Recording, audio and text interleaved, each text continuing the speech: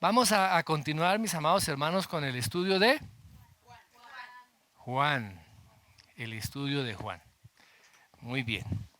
Vamos a abrir nuestras Biblias en el Evangelio de Juan, capítulo 8, y vamos a estar compartiendo hoy del verso 12 al verso 21.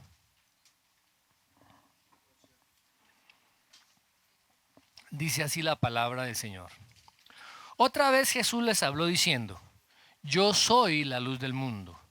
El que me sigue no andará en tinieblas, sino que tendrá la luz de la vida. Entonces los fariseos le dijeron: Tú das testimonio acerca de ti mismo y tu testimonio no es verdadero. Respondió Jesús y les dijo: Aunque yo doy testimonio acerca de mí mismo, mi testimonio es verdadero, porque sé de dónde he venido y a dónde voy, pero vosotros no sabéis de dónde vengo ni a dónde voy. Vosotros juzgáis según la carne, yo no juzgo a nadie. Si yo juzgo, mi juicio es verdadero, porque no soy yo solo, sino yo y el Padre que me envió. Sino yo y el Padre, sino yo y el que me envió, el Padre. Y en nuestra ley está escrito que el testimonio de dos hombres es verdadero. Yo soy el que doy testimonio de mí mismo, y el Padre que me envió da testimonio de mí. Ellos le dijeron: ¿Dónde está tu Padre? Respondió Jesús: Ni a mí me conocéis, ni a mi Padre. Si a mí me conocieseis, también a mi Padre conoceríais. Estas palabras habló Jesús en el lugar de las ofrendas, enseñando en el templo. Y nadie le prendió porque aún no había llegado su hora.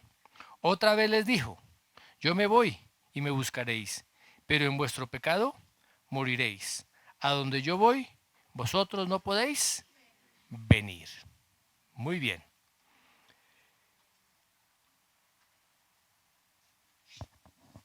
El 22 de diciembre del año 1839, en la costa de Nueva Inglaterra, en Estados Unidos, había un tiempo espectacular. Allí hay una isla que se llama Plum, y en esa isla hay un gran faro. El encargado de cuidar ese faro, ese día llevó de compras a su esposa. Así es que tuvo que atravesar el tramo desde la isla hasta tierra firme en un pequeño bote de remos.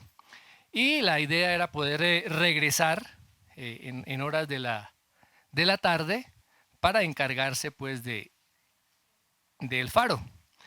Pero resulta que el viento comenzó a soplar de manera muy fuerte, y se avecinó una tormenta. Muy pronto el cielo se encapotó, las aguas se pusieron a rugir, comenzó a caer una gran lluvia, y los esfuerzos de este hombre, de este guarda, de este faro, fueron inútiles, de tal manera que no pudo llegar a la isla para encender el faro. Hacia la medianoche, aproximadamente, un barco que se llamaba el Pocahontas, encalló en los bajos de arena mientras luchaba por hallar la embocadura de la entrada al puerto, y no lo pudo hacer porque no estaba encendida la luz del faro, que era la que guiaba al tripulante y particularmente al capitán del barco para entrar de una manera adecuada.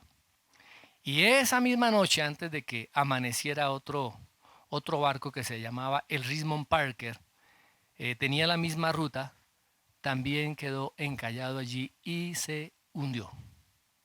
Y cobró la vida de varias personas. Y la historia marítima está llena de desastres que pudieron haberse prevenido si las luces de un faro hubieran estado encendidas a tiempo. Esta es una historia real que nos va a llevar hacia donde queremos compartir la palabra esta semana. Nosotros vivimos en un mundo lleno de oscuridad, lleno de sombras, lleno de tinieblas, de las tinieblas de el pecado. Las personas que están a nuestro alrededor buscan con afán la verdad, pero no pueden encontrar esa verdad. ¿Por qué? Porque están ciegos espiritualmente. Cada vez que andan, cada vez que viven su vida, están tropezando con cada paso que dan. Viven vidas desesperanzadas, viven vidas llenas de pecado. Están atadas por la inmoralidad, atadas, como dice la palabra, por las obras infructuosas de las tinieblas. Y todas estas personas, pecadores, que la palabra de Dios dice que son los que andan, los que dejan los caminos derechos para andar en sendas, en caminos de tinieblas, en caminos tenebrosos. La palabra también dice que la senda de los impíos es como la oscuridad, que no saben en qué tropiezan. Andan viviendo en tinieblas. Ellos hacen de las tinieblas, hacen de la luz, perdón, las tinieblas, y de las tinieblas la luz, como dice allá Isaías en el capítulo 5, verso 20. Y recordemos también lo que dice el apóstol Pablo, dice que habiendo conocido a Dios no le glorificaron como a Dios ni le dieron gracias, sino que su necio corazón fue lleno de tinieblas, fue entenebrecido.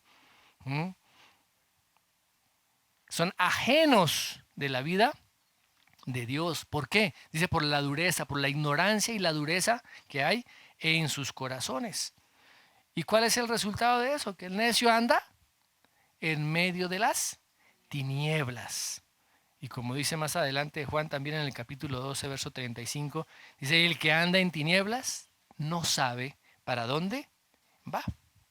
Y precisamente el Señor Jesucristo vino a este mundo que estaba en tinieblas como la luz que resplandece, la luz verdadera, dice la palabra, que alumbra a todo hombre. Recordemos la profecía que tuvo Simeón cuando aún el Señor Jesucristo era un pequeño niño, allá en Lucas 2:32.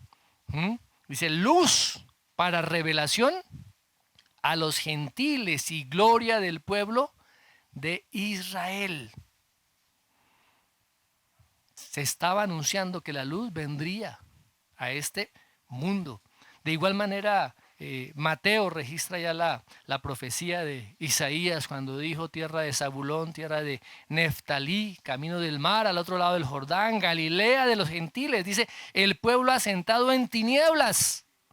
Ese pueblo asentado en tinieblas, ¿qué pasó? Vio gran luz, y los asentados en región de sombra de muerte, luz les resplandeció.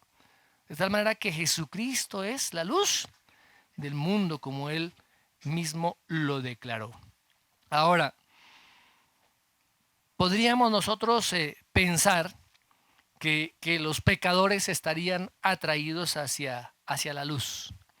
Pero aquí hay una paradoja, porque la gente ama más las tinieblas que la luz. Dice, amaron más las tinieblas que la luz. Y el mismo apóstol Juan también lo menciona, dice que viene condenación. ¿Por qué? Porque la luz vino al mundo y los hombres amaron más las tinieblas que la luz. ¿Por qué? Porque sus obras eran malas. Pero todos aquellos, mis amados hermanos, que a través del arrepentimiento y de la fe en el Señor Jesucristo se convierten de sus malos caminos, de esas tinieblas hacia la luz, que pasan de la potestad, del señorío, del gobierno de Satanás al gobierno de Cristo, que lo reciben como su Señor y como su Salvador por fe, aquellos a los cuales les ha sido perdonado su pecado, todos aquellos que reciben esa herencia y comienzan a ser santificados. Dice la palabra que son librados de la potestad, de las tinieblas y son trasladados al reino de su amado Hijo. Eso es lo que hace el Señor. Nos saca de en medio de la oscuridad, nos saca de en medio de la podredumbre del pecado, del reino tenebroso, donde estábamos esclavos, donde estábamos atados de pies, de manos, con grillos, cadenas, y esa luz viene a nosotros, esa luz del mundo que es el Señor Jesucristo, y trae libertad. Nos traslada de ese calabozo tenebroso donde estábamos a vivir en la plenitud de Cristo, en la luz de Cristo, que es la luz del mundo. Ahora, estas palabras, mis hermanos, que el Señor menciona acá, en este texto que acabamos de leer, generaron otra vez una gran oposición, especialmente de los líderes religiosos. Y vamos a ver cada uno de estos versículos. Veamos cuál fue el sitio donde el Señor mencionó estas palabras. Dice el versículo 20 del capítulo 8. Estas palabras habló Jesús en el lugar de las ofrendas, enseñando en el templo, y nadie le prendió porque aún no había llegado su hora. Una confrontación fuerte que tiene aquí con los líderes religiosos. Y dice que fue en el lugar de las ofrendas. ¿Dónde quedaba este lugar de las ofrendas? Quedaba allí en el templo en Jerusalén. ¿Sí? Se refiere al lugar, o más bien a los receptáculos, a las cajas que había allí con forma de trompeta. Eran 13 cajones de estos, o 13 receptáculos donde se recibían las ofrendas, y estaban ubicadas en el patio de las mujeres. Yo sé que ustedes tienen claro cómo se distribuía el templo, el lugar santísimo, el lugar santo, el patio el atrio donde se hacían todos los sacrificios, ¿sí? Y más exteriormente había otro patio, seguía el patio de las mujeres y el patio de los gentiles. Ustedes, como han visto los planitos y han visto todo eso, entonces lo pueden tener claro. Y si no lo tiene claro, pues hermano, vaya a la palabra, o vaya también ahí por la red. Encontramos muchísimas ilustraciones, incluso videos del templo lo pueden hacer. Bueno, muy bien. Ahora, cada una de estas cajas de ofrendas tenía una designación para saber en qué se usaría ese dinero. Dinero para los impuestos del templo, o varios tipos de ofrendas. Y allí fue donde el mismo Señor Jesús observó que la viuda depositaba, ¿se acuerdan de esa moneda, su ofrenda de esa moneda? Muy bien. Ahora, el patio de las mujeres era ideal para las enseñanzas del Señor Jesucristo, porque era público y había una gran cantidad de personas. Y el Sanedrín se reunía muy cerca a este lugar. Y parece que desde el lugar donde se reunía el Sanedrín se alcanzaba a escuchar lo que estaba sucediendo allí en el patio de las mujeres. Así es que los sacerdotes posiblemente escucharon las palabras que el Señor Jesús estaba declarando. Y dice la palabra que nadie le prendió, ¿no? Porque aún no había llegado su hora. Recordemos, el Señor Jesús siempre estuvo en el tiempo preciso, en el cronograma divino de Dios, en el calendario divino. O sea que sus enemigos no podían prenderle antes del momento señalado. Muy bien. Ahora, ¿qué es lo que dice el Señor Jesús? Veamos lo que dice el verso 12. Dice, otra vez Jesús les habló diciendo, yo soy la luz del mundo, el que me sigue no andará en tinieblas, sino que tendrá la luz de la vida. Aquí se comienza otra vez con otra palabra, ¿no? Otra vez. Acuérdense que esta parte viene ligada con cuando la primera afirmación que hace el Señor en Juan del yo soy ¿Cuál fue la primera? El agua viva. Y esta es la segunda afirmación que el Señor hace de ese yo soy. Yo soy la luz del mundo. O sea que esta palabra otra vez nos está ligando esas dos escenas que vienen seguidas. Recuerdan que había una escena intermedia que fue la de la mujer sorprendida en adulterio. Ya la vez pasada hablamos y compartimos acerca de esto. Muy bien. Y recordemos que esta entonces es la segunda declaración de 7 declaraciones que el apóstol Juan hace en su evangelio de el gran yo soy, yo soy, yo soy, yo soy. Muy bien.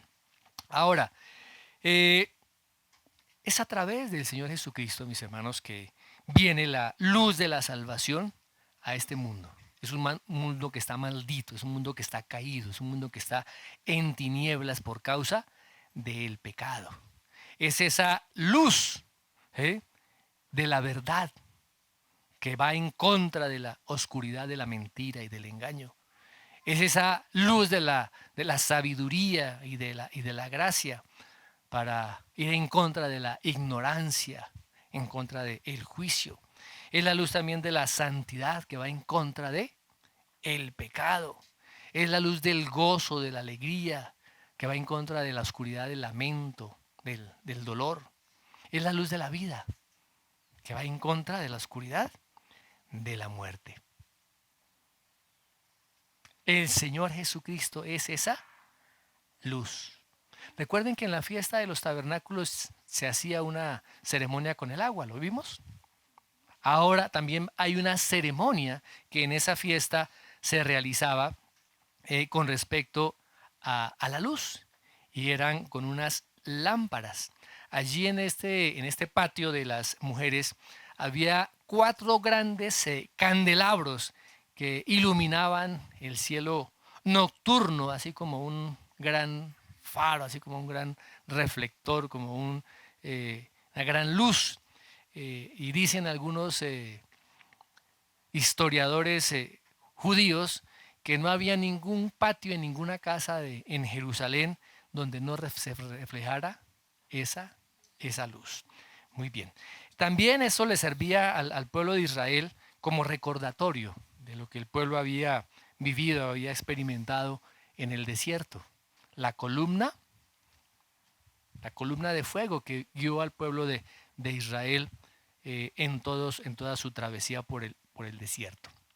¿Qué hacían? ¿Qué hacían en esa celebración de los tabernáculos? Tanto el pueblo como los líderes danzaban alrededor de estos candelabros durante la noche y llevaban antorchas ardientes en sus manos y cantaban canciones de alabanza al Señor. Así que con ese trasfondo, fijémonos cómo el Señor Jesucristo hablaba y declaraba las verdades del reino de Dios y las verdades a sí mismo, todo con un trasfondo. El pueblo de Israel entendía lo que estaba haciendo. Sus ceremonias las entendían, pero no comprendían que eran simplemente un tipo, una sombra de lo que realmente era la verdad. Y en este caso el Señor Jesucristo se identifica como la luz del mundo. Una luz que nunca se apaga. Una luz para ser seguida. Recuerdo la historia de una luciérnaga y una serpiente. La serpiente intentó en muchas ocasiones apresar, comerse a la luciérnaga y emprendió una persecución en contra de la luciérnaga. Hasta que ya la luciérnaga, también cansada, hace un alto y se detiene y le pregunta, bueno, a la serpiente, ¿por qué me quieres devorar? ¿Soy parte de tu cadena alimenticia? ¿Y qué le responde la serpiente? No, no eres parte de mi cadena alimenticia. Lo que no me gusta es verte brillar. Lo que no me gusta es verte brillar. mis amados, tenemos que brillar así al mundo no le guste. Tenemos que brillar. ¿Mm? Tenemos que ser esa luz. El mismo Señor Jesucristo dice, ustedes son la luz del mundo. Dice la palabra, el que me sigue no andará en las tinieblas. ¿En cuáles tinieblas?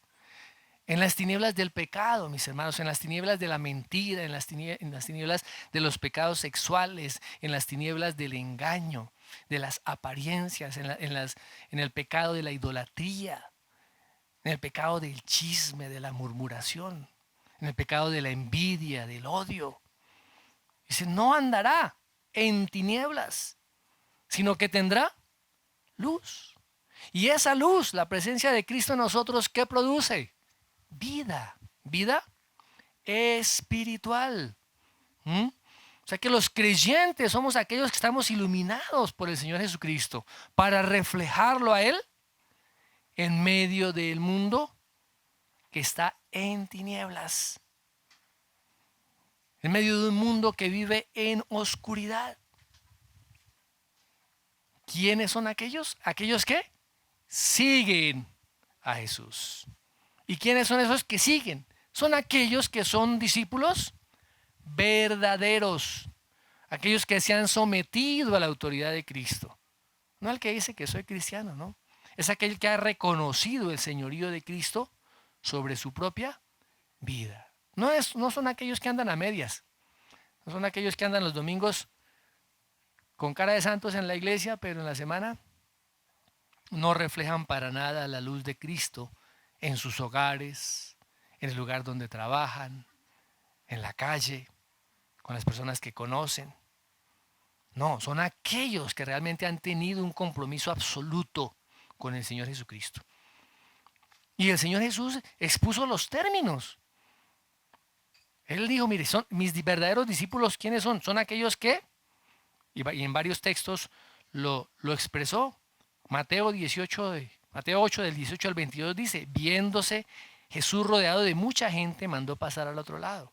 Y vino un escriba y le dijo, Maestro, te seguiré a donde quiera que vayas. Jesús le dijo, las zorras tienen guaridas y las aves del cielo nidos, mas el Hijo del Hombre no tiene dónde recostar su cabeza. ¿Qué pasó con este hombre? Dice, no, si este no tiene dónde quedarse, yo qué voy a andar con él. Y sigue diciendo, otro de sus discípulos le dijo, Señor, permíteme que vaya primero y entierre a mi padre. Jesús le dijo, sígueme, deja que los muertos entierren a sus muertos. Jesucristo es, o tiene que ser, prioridad en cada una de nuestras vidas. Todos recordamos la historia del joven rico, que le dice, Maestro, ¿qué tengo que hacer para heredar la vida eterna? Y él le dice, bueno, ¿por qué me llamas bueno si solamente hay uno que es Dios? Y él dice, los mandamientos sabes, no adulterarás, no matarás, no hurtarás, no dirás falso testimonio, honra a tu padre y a tu madre. ¿Y qué le dice este hombre? Todo lo he guardado desde mi juventud. Pero el Señor dice, una cosa te falta. Anda, vende todo lo que tienes, dáselo a los pobres y ven y sígueme. ¿Y qué pasó con este hombre? Se fue muy entristecido, ¿sí? Porque tenía muchos bienes, muchas riquezas. ¿Ah? Y el Señor Jesús dice, mire, cuán difícil entrarán en el reino de Dios los que tienen riquezas. Dice, es más fácil que pase un camello por el ojo de una aguja, que entrar un rico en el reino de Dios. Y dice que los que oyeron, dijeron, bueno, entonces, ¿quién podrá ser salvo? ¿Y qué dice el Señor Jesús? Lo que es imposible para los hombres es posible para Dios. O sea, tenemos, mis amados, que entregarnos todo. O sea, el Señor Jesucristo no nos recibe por partes. El señorío de Cristo tiene que ser completo sobre nuestra vida. La luz nos alumbra completamente. Tristemente hoy encontramos muchas predicaciones abriendo más la puerta, ensanchando más el camino, para que más gente venga. Y el Señor, ni siquiera el Señor Jesucristo lo hizo.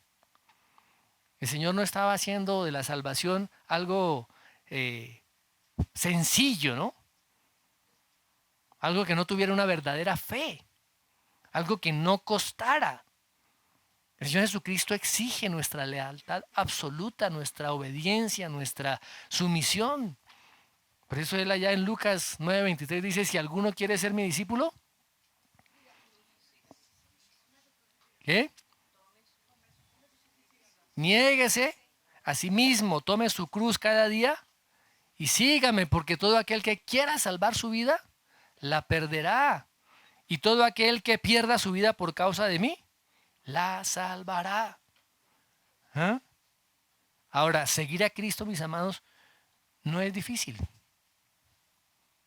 Se trata de caminar en luz. ¿Es más fácil caminar en la luz o es más fácil caminar en la oscuridad? Miremos lo que dice Jeremías. Jeremías 13:16. Dad gloria a Jehová, Dios vuestro, antes que haga venir tinieblas y antes que vuestros pies tropiecen en montes de oscuridad, y esperéis luz y os la vuelva en sombra de muerte y tinieblas. Wow. Muy bien. Continuemos, miremos lo que dice el versículo 13. Entonces los fariseos le dijeron, tú das testimonio acerca de ti mismo, tu testimonio no es verdadero. Cosa rara, no se podían quedar callados. Los fariseos, ellos respondieron, reaccionaron. ¿Y cómo generalmente reaccionaban? ¿Cómo reaccionaban? De manera negativa. Dijeron, tú das testimonio acerca de ti mismo y tu testimonio no es verdadero. Ahora, de acuerdo a la ley del Antiguo Testamento, cada asunto legal debía dimitirse o debía solucionarse por lo menos con dos testigos. Si hubiera más testigos, pues todavía mejor. Así es que ellos descartaron totalmente la posibilidad de que esa palabra que el Señor Jesucristo estaba declarando fuera cierta. Así que ellos despreciaron la palabra. Ahora, pero podemos nosotros ver, mis hermanos, que había otros que podían dar testimonio de la verdad de las afirmaciones del Señor Jesucristo. Uno de ellos era Juan el Bautista. De igual manera también sus 12 discípulos. La mujer allí en el pozo, la mujer samaritana. Todos aquellos que vieron y fueron testigos de la resurrección de Lázaro. Todas las personas que vieron las obras que el Señor Jesucristo hizo. Otra que daba testimonios eran las escrituras, lo que estaba escrito hacía siglos atrás. Pero sobre todo, el principal testimonio es el testimonio del Padre. El testimonio del Padre. Así que vimos estas palabras de estos fariseos, de estos religiosos fariseos, muestran esa incredulidad pero cerrada, mis hermanos, que había en ellos. No les importaba la cantidad de evidencias que tuvieran frente a sus propias narices, todos los milagros que el Señor Jesucristo hizo. Y aún así, no creyeron en Él. Como decía la palabra, a pesar de que había hecho tantas señales delante de ellos, no creían en Él. Pero la promesa del Señor Jesucristo, lo que dice allá en Juan 17:17, el que quiera hacer la voluntad de Dios, conocerá si la doctrina es de Dios y si yo hablo por mi propia cuenta. Ahora, ¿qué le responde el Señor Jesucristo? Miremos versos 14 al 19. Respondió Jesús y les dijo, aunque yo doy testimonio acerca de mí mismo, mi testimonio es verdadero, porque sé de dónde he venido y a dónde voy. Pero vosotros no sabéis de dónde vengo ni a dónde voy. Vosotros juzgáis según la carne. Yo no juzgo a nadie. Si yo juzgo, mi juicio es verdadero porque no soy yo solo, sino yo y el que me envió, el Padre. Y en vuestra ley está escrito que el testimonio de 2 hombres es verdadero. Yo soy el que doy testimonio de mí mismo, y el Padre que me envió da testimonio de mí. Ellos le dijeron, ¿dónde está tu Padre? Respondió Jesús, ni a mí me conocéis, ni a mi Padre. Si a mí me conocieseis, también a mi Padre conocerías. ¿Qué dice el Señor Jesucristo? Aunque doy testimonio de mí mismo, mi testimonio es verdadero. A ver, el testimonio de una persona puede ser verdadero, ¿no? Puede ser cierto. Si nadie más lo corrobora, puede ser cierto. Ahora, la exigencia de estos 2 o 3 testigos tenía que verse con la parte legal, establecer la verdad en una corte legal. Y lo que el Señor Jesucristo estaba afirmando, ser la luz del mundo, no era ninguna mentira, era totalmente cierto. Y él dio 3 evidencias que respaldaban esta veracidad de su testimonio. 3 evidencias, cada una relacionada con su propia deidad. Lo primero que el Señor menciona es a su origen y a su destino. Fíjese que él dice, porque sé de dónde he venido y sé para dónde voy, pero vosotros no sabéis de dónde vengo ni a dónde voy. O sea que los fariseos no conocían ni el origen ni el destino de el Señor Jesucristo. Por eso lo estaban descalificando. ¿Ah? El Señor Jesucristo siempre fue consciente de su origen. ¿Cuál es el origen del Señor Jesucristo? Un origen divino. Viene del cielo. Y él mismo lo afirma en varias ocasiones. Dice, yo salí del Padre y he venido al mundo. ¿Ah? Y otra vez voy a dejar el mundo y voy al Padre, como lo menciona ya en Juan 3:11. Muy bien. Ahora, los fariseos no tenían ese conocimiento, no sabían de dónde venían ni a dónde iba. De igual manera también la multitud. No sabían. Incluso no sabían ni siquiera dónde había nacido. Pensaban ellos que había nacido por ahí en Nazaret, en la provincia de Galilea. Y mucho menos sabían hacia dónde se dirigía. Dicen, Señor Jesús les dice, ustedes están juzgando según la carne. Una persona caída, una persona mundana, pues juzga según sus propios criterios caídos, sus propios criterios mundanos. Esta gente no entendía el origen celestial del Señor Jesucristo. Y el Señor Jesucristo dice, ese juicio es un juicio carnal, es un juicio limitado, es un juicio superficial y un juicio equivocado. Estos religiosos se querían superiores a él. Así que no atendieron las palabras que el Señor Jesucristo les estaba diciendo. Muy bien. Ahora, la palabra también dice, yo no juzgo a nadie. Podría entenderse que el Señor Jesucristo no juzgaba según la carne, según como estaban juzgando los fariseos. ¿Sí? Y en esta primera venida del Señor Jesucristo no vino como juez. Esta primera venida del Señor Jesucristo fue como Salvador, el siervo sufriente. Pero recordemos que la palabra también dice que el Señor Jesucristo, cuando venga nuevamente en su segunda venida, vendrá como juez.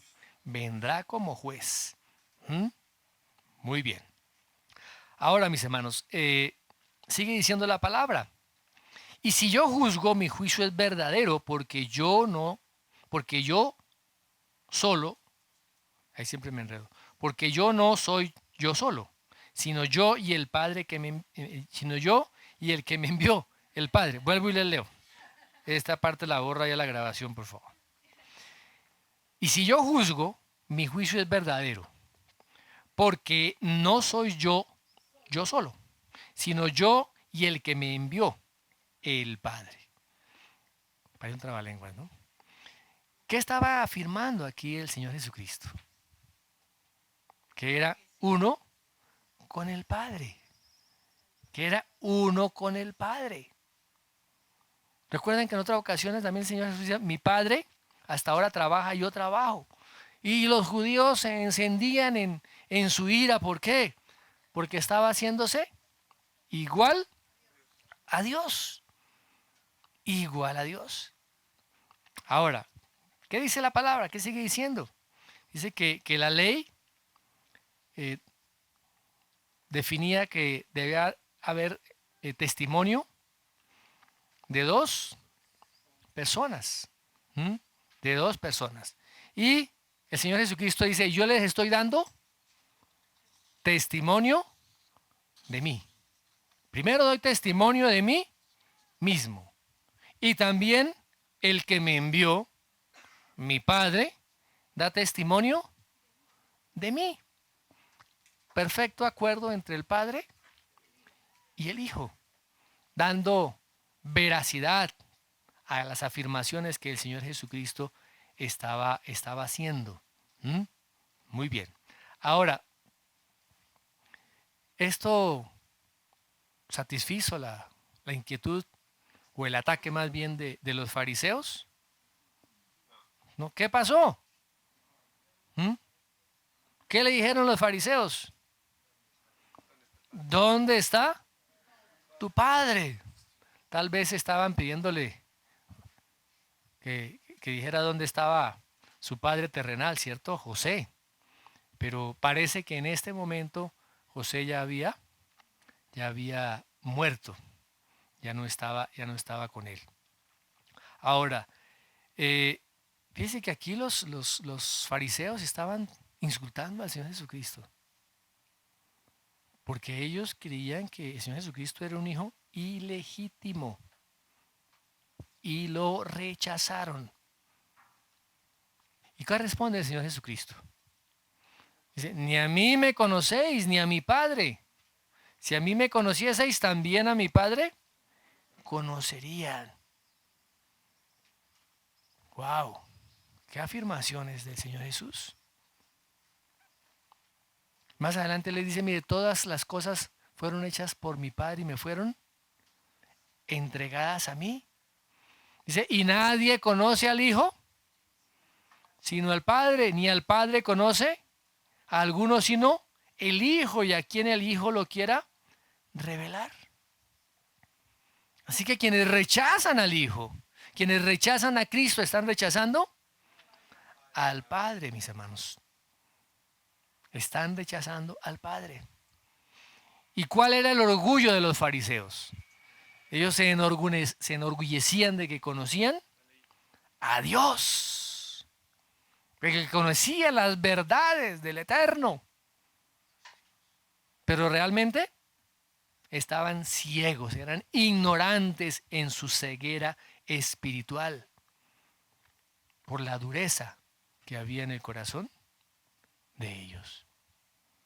¿Qué sigue diciendo?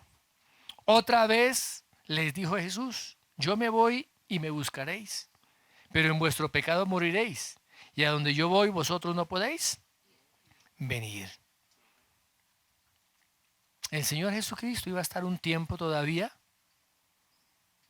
en la tierra, pero también les estaba anunciando de que Él se iría.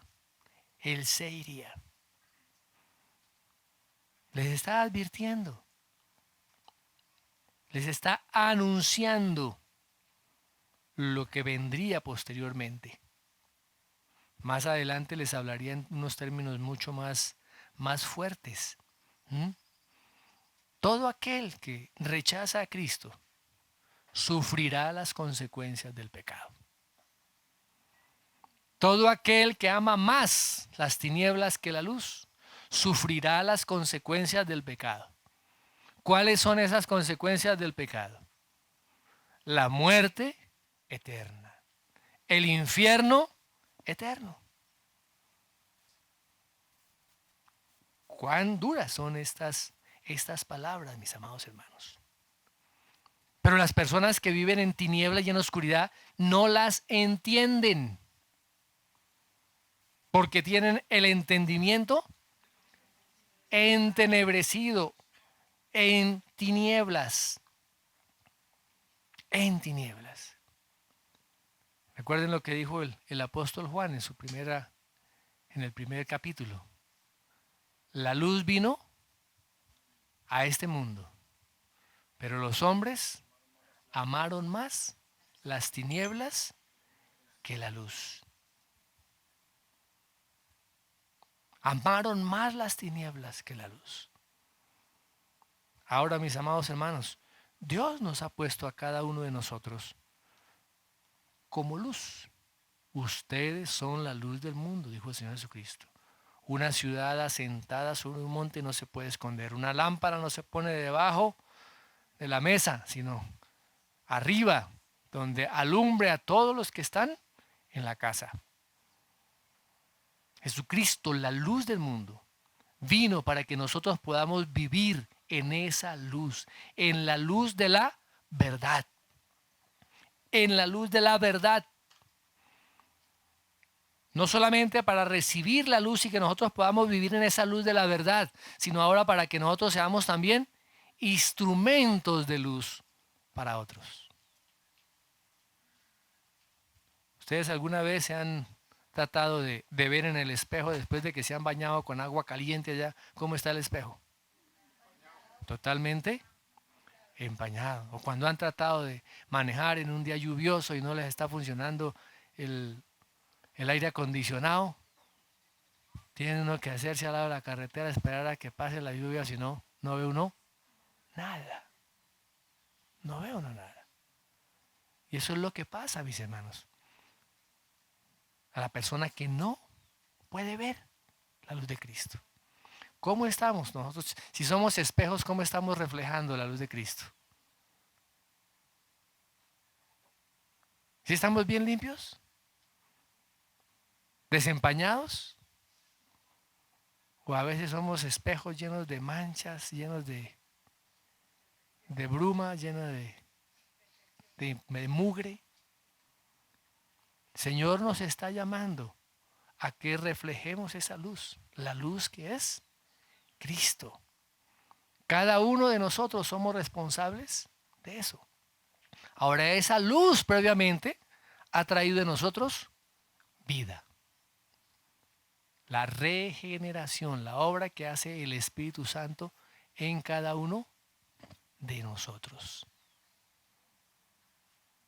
Pastor, ¿y eso de manera práctica qué significa?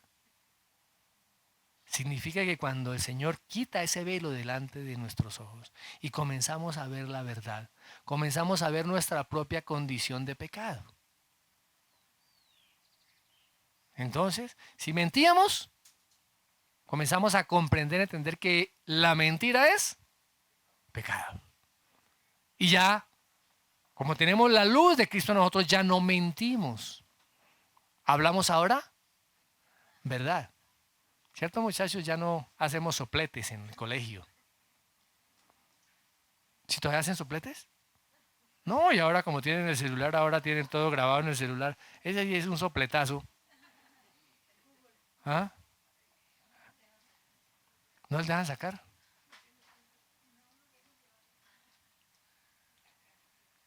¿Será que ya no hay eso en los colegios? ¿No? Todo eso lo hay, mi hermano. El corazón del hombre no ha cambiado. Sigue viviendo en oscuridad. Y es que ya no solamente es la trampa del colegio. Ahora, ¿qué se da en medio del colegio? ¿No se da bullying? ¿Qué más? Drogas, abusos, pornografía, discriminación, suicidios. Eso en medio del colegio. Y nosotros como padres estamos pensando que ya están bien los chinitos en el colegio. ¿Tenaz? ¿Cómo deben ser nuestros hijos? Luz en medio de esa oscuridad. No pueden estar viviendo y haciendo lo mismo que hacen sus compañeros. No pueden hacer eso. No pueden estar involucrados en las mismas conversaciones dañadas que ellos tienen. No pueden estar participando de los mismos chistes vulgares que ellos hacen. Eso es ser luz, mis amados hermanos. Eso es poner el evangelio en práctica. Darles testimonio con nuestra propia vida. ¿Nos van a rechazar? Sí. ¿Nos van a decir aleluyas? Posiblemente. ¿Nos van a decir a hacer a un lado? Sí. Mis amados, pero eso es lo que tenemos que hacer. Porque cuando pasamos como parte del montón, ¿qué luz estamos haciendo? Su luz son tinieblas, dice la palabra. ¿Qué de nuestro trabajo? ¿Estamos siendo honestos en nuestro trabajo? ¿Cumpliendo con lo que nos corresponde hacer?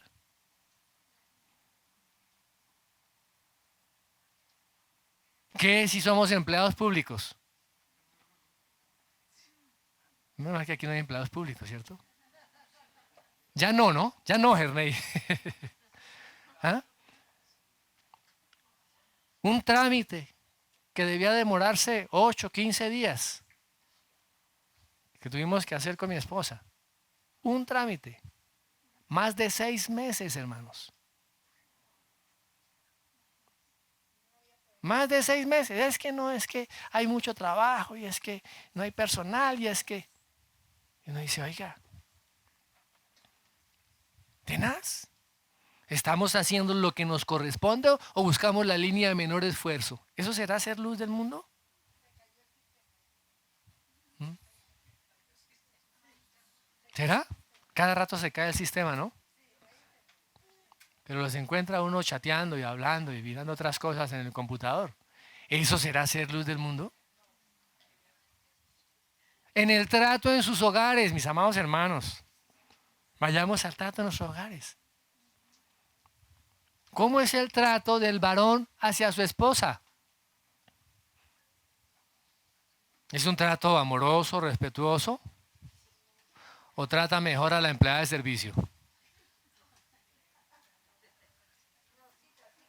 ¿Servimos en nuestra casa, varones? ¿Estamos enfocados en la formación de nuestros hijos, dándoles testimonio con nuestra propia vida? ¿Mostrándoles que hablamos y vivimos verdad? ¿Que amamos a nuestra esposa como Cristo ama a la iglesia? ¿Que esa esposa amorosa y respetuosa está dando testimonio a sus hijos de cómo la iglesia responde a Cristo? Que la palabra tiene que ser práctica, mis hermanos. Porque decimos, bueno, ¿y eso con qué se come? ¿Cómo se hace? Es nuestra vivencia diaria. ¿Y dónde encontramos esa guía? Su palabra. Su palabra. Escrito está. Y ahora no estamos solos. No los dejaré huérfanos, dice el Señor. Les enviaré la promesa de mi Padre. ¿Cuál es esa promesa? El Espíritu Santo, que ahora está en cada uno de nosotros. El poder de Dios para poder caminar en luz, para poder vencer la tentación, para estar sobre el pecado. El poder de Dios para dar testimonio de Cristo. El poder de Dios para amar, el poder de Dios para servir. El poder de Dios para mostrar la luz de Cristo en cada uno de nosotros. Que no seamos, mis amados hermanos, como este hombre del faro. Porque por su negligencia muchas vidas se perdieron. Y millones de dólares en esos barcos se hundieron. La responsabilidad nuestra es mayor que la de él. Porque el valor de una vida no se puede comparar con el valor de un barco. Es nuestra responsabilidad llevar el evangelio y el mensaje y ser esa luz que alumbra a todo hombre. Amén. Señor, te damos gracias por tu palabra. Y rogamos verdaderamente, Señor, que nuestras vidas sean el reflejo de la luz de Cristo. Que seamos verdaderamente esos espejos limpios, purificados, lavados, limpiados y brillados. Para que las personas que están viviendo en medio de oscuridad, Señor, vean la luz en cada uno de nosotros. Vean a Cristo en cada una de nuestras palabras, de nuestras actitudes, de nuestras acciones, de nuestra vivencia diaria. Oh precioso Dios, a ti clamamos, Dios, que Cristo sea formado en cada uno de nosotros más y más como esa luz del mundo, esa luz que vino del cielo. Gracias, amado Dios, en el nombre de Jesús. Amén.